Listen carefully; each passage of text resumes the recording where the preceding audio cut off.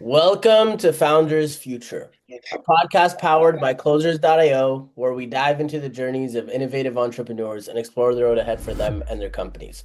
I'm your host, Ammar, and in each episode, we uncover the stories behind impactful ventures, the challenges faced along the way, and the strategies driving their future growth. Today, we are absolutely thrilled to be joined by Mark VanDyke, President and Visionary of TranscendX, a consulting firm specializing in emergency preparedness and business continuity, especially for healthcare organizations and other highly regulated industries.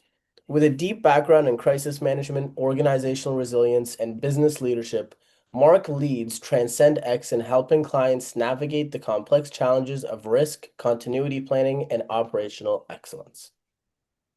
Mark, welcome to Founders Future. Thanks, Mark. Great to be here. I'm excited to dive in. I always like to start from the beginning. So take me on a little trip down memory lane to before you started TranscendX. What were you doing at the time? And then what was really the motivation behind starting the company? Yeah, it was about 4 years ago that I started having coffee with another local businessman here in the Grand Rapids area, and we would just share stories. And we did a couple events together. We talked about business resilience and how that impacted the community.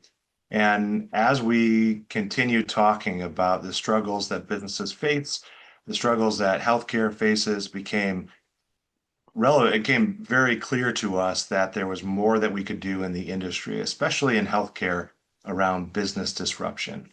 So over the course of 2 years, we really began that conversation. And it really wasn't until 2.5 years ago that we got serious about what would it take to start a consulting firm in this space. And Brent and I have been very fortunate to start TranscendX, and along with some great people who are helping us lead it today. I'm super curious, what problems did you see in the marketplace that motivated you to start TranscendX? A couple different ones. Number one, businesses try to go around, they try to escape disruption, business disruption, whether it's an emergency from weather, whether it's power outages, routine IT failures to cyber attacks. People put in redundancy to try to resolve that issue. They might get a generator, or they might get a backup IT system or backup computers, but they forget about the part of resilience, which is making sure that you not only are redundant in your systems to avoid as much disruption as possible, but also you need to be able to function through disruption. And I think that was the biggest thing that we saw that people weren't grasping, people weren't really paying attention was what is the training model, the education? What is the procedure of how we talk to each other during disruption so that a business not only continues to function, but also succeeds regardless of what's going on within their four walls? Interesting. Very interesting. Okay, so let's dive into TranscendX today and kind of a little bit what that looks like to give the listeners a holistic understanding. Who would you say is your ideal customer? Let's start there. And then from there, we can dive into different offers and services. Yeah, so today our ideal client profile is mostly around the healthcare space, although that's changing, and we'll talk a little bit about that in a little bit, I think. But from a healthcare space, we're really focused on healthcare organizations that see disruption in a different way, that want to serve their community a little bit better than the typical close the door at your physician practice and actually take care of patients during those outages. We see so often that organizations, especially in the healthcare space, stop offering services because their services have been disrupted for whatever reason. So what we try to look for in a client is folks who are interested in taking on additional training, additional leadership roles, and really focusing on that resiliency piece. And it's a little bit more of a challenge. It's a little bit more of an intake process, and trying to drive that organizational change metric around continuing during disruption. But really, we're really looking for people who want to make a difference in this space. So it's easier to say who isn't our ideal profile. Our ideal client is not the folks that just want to check the box on accreditation and compliance, people who just want to make sure they're getting done with what they have to get done, building it to code, as we say sometimes. Our ideal client is the people who really want to make a difference in their organization with their people and from their leadership team all the way down to their frontline team members. Got it. Very interesting. So when it comes to what a typical client engagement looks like and what it actually looks to work with you, walk me through that. How long are we working together? How long does the engagement last? What are the deliverables from start to finish? Walk me through that. Now, every client has their own deliverables, and some of them are very much so based around a specific event, like a threat or a disruption due to an act of violence or because maybe the power is going out. And so the deliverable might be training staff in the front line for a active shooter situation, so to say. Oh, However, all of our clients start with an assessment. We go through with their leadership team and with their individuals who are responsible for the work, and we talk about where they're at today. What is their emergency operations plan? What is their response plan for specific things? And we talk about what they want, what they don't want, what they have, and what they don't have. And we try to base our deliverables on that initial assessment. Based mm, on that, our work could be anywhere from 6 weeks to 24 months. And we want to be a partner, we want to be a member of the team, but we're also there to lead and to train and to help them step up their level of preparedness and resiliency. And so our goal is actually to work ourselves out of a job, get them to a space where they can be in that resilience mindset, they can thrive during disruption without us. And so we're always there to help and coach along the way, but our goal is that they're doing it on their own. So everybody's a little bit different, but everybody starts with that assessment. Sometimes we do a problem finding event or a tabletop exercise where we meet with people, we give them a scenario to walk through to learn more, and then we go from there. got it. So it really varies and it depends on the scope of work with that particular client. Let's shift a little bit to the back end of the business. When it comes to client acquisition and lead generation and marketing and bringing more clients in through the door, what are you doing on that front? Yeah, and that's a difficult one in this space because you're selling a consulting, a thought process, a design that is going to take extra time and extra money. And so it's not as easy as selling something off of the shelf, unfortunately. And so the way we operate today from a business development perspective is through relationship. We do everything that we can to gain the trust of folks in the industry. We do presentations at conferences, both in the healthcare space and not in the healthcare space, in the security and the emergency management realm and elsewhere. We also try to explore technologies that can help and guide people through that process. But really, we also become lifelong learners because we want to help and own the voice and talk about what we have learned. I spent 18 years in healthcare, and I love sharing what I learned in that time frame. And so we try to gain business through that relationship. The service that we offer may not be something that everybody needs today, but when Mm. they need it and when they know, we want them to know who to call. And so we have found a lot of success in just being out there, connecting with people, building relationships, and so that when the time is right, they know what the phone number to call. Do you find, I'm super curious, when it comes to the sales and the marketing, do you find that it presents challenges to build a consistent pipeline, just given the nature of the type of consulting that you do? Definitely. And we're so heavily engaged with our clients that sometimes we see a little bit of a dip in the pipeline when we have an influx of client and an influx of work, then all of a sudden our relationships and our connections go down. We're not making those connection points goals like we want to just because we're on the delivery side. Mm. And we see a little bit of a dip in our pipeline because we don't have that kind of relationship building going on outside of it.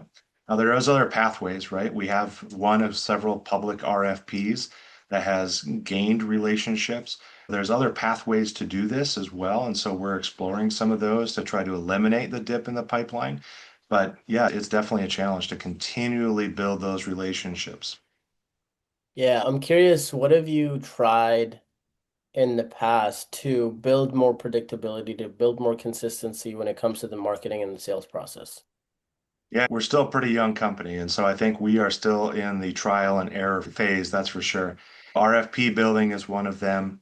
Getting out and speaking at more conferences. This past spring, we actually were the lead sponsor for two large emergency management conferences and just getting out there, getting our name out there. And that has helped. We have seen an increase of attention and clicks on our website and our LinkedIn page. So we're seeing that produce itself. Those relationships take time, and we're continuing to build. We're continuing to try on new things. Being on podcasts is one of them, and excited to be here for that. And so we know we're just excited to help the industry, no matter which industry it is, work through these things.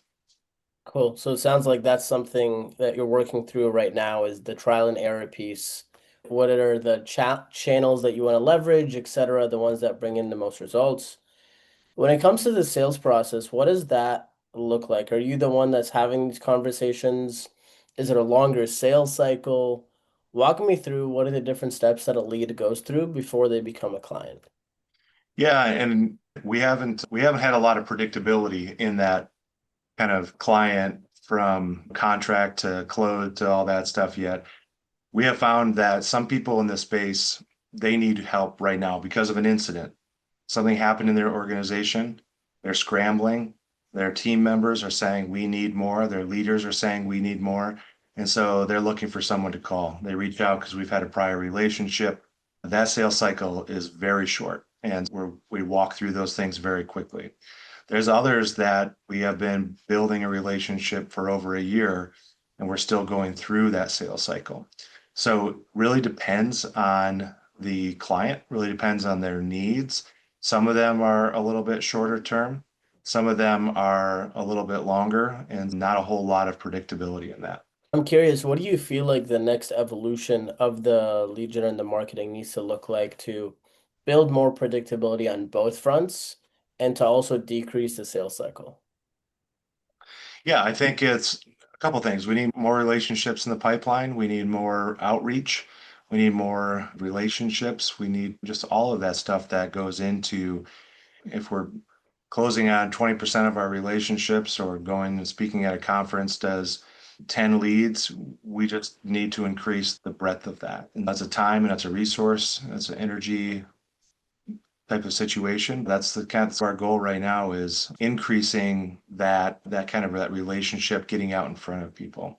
Now, the other thing that we're doing to try to grow the business and scale the business is, and this is actually has not been publicly announced, exclusive here for you. We actually, about a month ago, closed on an acquisition, a merger with another consulting firm who is seen a ton of success over the last 30 years as a global consultant in both the energy sector, the private business sector, K through 12, universities, and county and city government. And so we're super excited to have Bob and Ron join our team, not necessarily because they bring more growth or more business, but because it's more experts that have just a ton of knowledge and ton of relationships out in the industry so that we can have more outreach to organizations. And so as we continue to outreach out to public services like EMS, fire, police,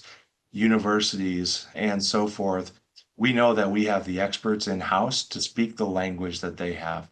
Industrial language is so important. And so when we go into a hospital, and I know some of the acronyms and I know some of the culture problems or issues that they might face, I know some of the revenue generating things that they might have. That's a huge plus for our clients because it gains the trust, that industrial trust, as we call it.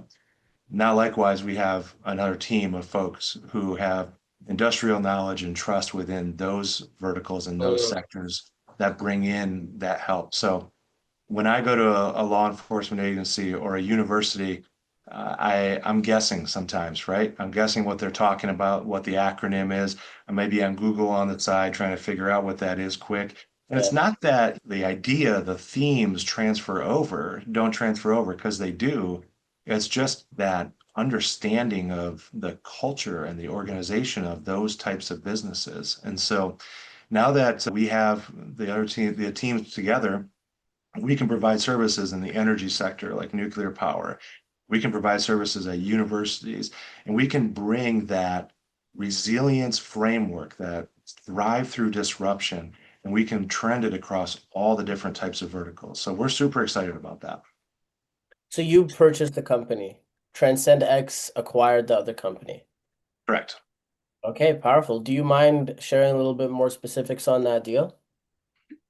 Yeah, I know it's not a whole lot of specifics to share. The most important thing was it was a great fit. And I've known Bob and Ron for a long time, and we're big into relationships. And so the conversation started almost day one from TranscendX because Bob and Ron were making sure that their succession plan, the success of their company, was in place, and they didn't have one quite yet. And so we were working with them and figuring out, was TranscendX the right fit to bring them on board to say, hey, this is how my successful business, which they have, becomes the successful business, not for 10 years, not for the 30 years they had, but for 100 years. And we're hoping that the model we are setting forward with TranscendX is a generational type of work, because disruption, if you haven't noticed in the news, it's not slowing down. It's actually becoming more and faster. And so businesses don't have a choice anymore. Redundancy is great, but resiliency is really where we need to be. Got it. Got it. That's powerful. Congrats, by the way, a month ago on closing the Yeah, deal. thank you. Huge. Yeah, we're really excited about having a bigger team and that group of individuals with us. They are, number one, just fantastic human beings. And not only Bob and Ron, but their entire team that they come with. And so we're just really excited about it. Awesome.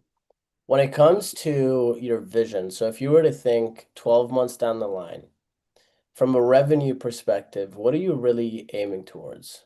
I think the vision in the future from a revenue perspective and from the business perspective is more clients that have a broader reach of larger services. And so we look at some of the relationships we're building now, and that's not necessarily that we're coming up with technology that will help them, but we are helping people use technology in the right way.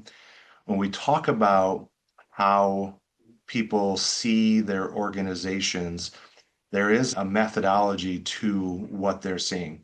So many organizations have desperate systems. They have facilities over here doing ticketing systems, and even communities do this, right? Law enforcement, fire.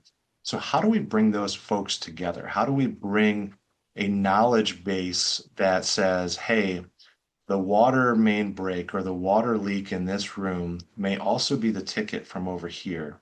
And so that we have a better understanding of what's going on in the organization. And so we are developing an operating system. So you've heard of EOS, you've heard of all these different types of operating systems. And so we're starting to roll out XOS, and XOS is an operating system for organizations to become more resilient. It's a framework not only of making technology work for you, but it's also a framework of how we're training our leaders, how we're training our front team members, how we're talking to each other. So many days, so many times have we seen where, and I'm going to give an example here, you have a water leak in a very important area in a manufacturing plant. We'll use manufacturing as the example. And the plumber goes over to fix the leak, and he's wrenching on the pipe, and he's got to call the foreman. And so he calls, says, hey, by the way, I got a leak over here. And then someone calls and says, hey, can I get an update? And then the COO calls and says, hey, can you keep me updated? Text me every 15 minutes of what's going on. What's happening is he's not fixing the problem. And so our number one goal with XOS is to help people who fix problems fix the problem. Everything else can be done by other people. The communications, the decision making, the operational functions that need to happen or have to have a workaround, all of that can take place on the side. And so we really need to help organizations learn how to manage disruption through that operating system that we call XOS. Mm. So we'll be launching that with a few quick starter clients here in the next couple months. We're super excited to bring them on board and walk through this process with them. Every one of them is about a 12-week engagement, and we're really just trying to help them become more resilient, see their organization in a different light. And because the people who are fixing the problem get to fix the problems, the disruption actually gets a lot shorter. Team members feel better. They feel safer. They're getting communicated to when there's a problem more clearly and on time. And so anytime a disruption lasts short or less time, then that means we're operating in our normal state, which means it's not taking as much money.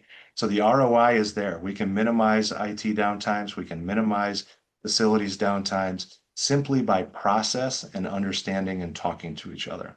So we're really excited about that growth strategy, not only in specific businesses, but in cities and communities that are hosting large events and elsewhere throughout the country. Very cool. That is exciting. I'm super curious. What do you feel like is the biggest challenge to getting more clients and just getting more engagements? Yeah, it's the methodology that we're there to not only check the boxes. When you're trying to go above and beyond, the first thing that clients see is I got to pay above and beyond. And while that's not always necessarily true, it is a harder sell than what I need. And it's the quote unquote upsell at the restaurant. If you wanted this, then why don't you get these 3 or 4 sides as well? And so that's the biggest challenge in the relationship portion is ensuring that people see this for what it is. It's not because we don't want to just check the boxes. It's because we actually feel like this is what organizations need that in order to be successful during disruption. Mm, interesting. So do you think that's a function of the messaging, of the sales process, of the marketing? What do you think? Yeah, definitely. And it's taken us a little bit of time to find our voice around marketing and business development. And Charity and Andy, who lead our business development section, are really done a nice job of trying to learn what works, right? And doing that trial and that error and those A/B tests around emails. And what we have found is that relational connections, being in front of people, owning the voice, talking to people consistently, that's where we're finding that success. And so, again, people will know when it's the right time for their organization to need this type of service. It's just making sure that they remember our names when that time comes. Yeah, I like that. What is the best way for people to reach out to you to work with you? Yeah, so I'm on LinkedIn, big believer in LinkedIn. TranscendX is also on LinkedIn, and you can also find us at transcendx.us. Awesome. Mark, thank you so much for your time today. Thank you. It's been fun. So that wraps up another insightful episode of Founders Future. To our listeners, if you enjoyed this episode, don't forget to go to transcendx.us. You can also reach Mark VanDyke on LinkedIn, transcendx.us. While you're here, don't forget to subscribe to Founders Future wherever you listen to your favorite podcasts. And if you are a business owner, specifically a coach, consultant, or an agency, and you're really looking to scale your business and you want to enhance your sales and marketing efforts, visit closers.io to discover how we can support your growth journey. Until then, keep on climbing.